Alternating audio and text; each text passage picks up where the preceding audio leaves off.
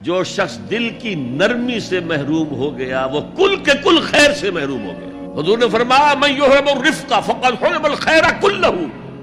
کسی کو دکھ میں دیکھو اور اس پوزیشن میں ہو کہ تم اس کا کوئی مداوع کر سکو اور نہ کرو، پھر تم چاہے مفسر ہو، محدث ہو، نیک نہیں ہو۔ تم عابد ہو سکتے ہو، زاہد ہو سکتے ہو، تم مفسر ہو سکتے ہو، محدث، نیک نہیں ہو سکتے۔ خنجر چلے کسی پہ تڑپتے ہیں ہم امیر، سارے جہاں کا درد ہماری جگر میں ہے۔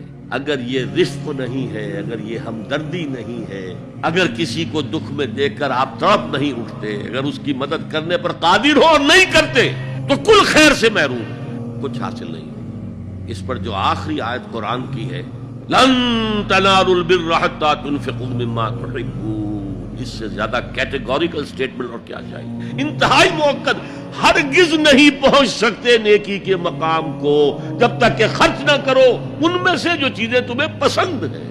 قمیض پھٹ گئی ہے، بوسیدہ دے دو کسی کو، یہ نہیں ہے خیرات و صدقات، بلکہ جو تمہیں محبوب ہو۔ لن تنالوا البر، بر کے مقام تک نہیں پہنچ سکتے۔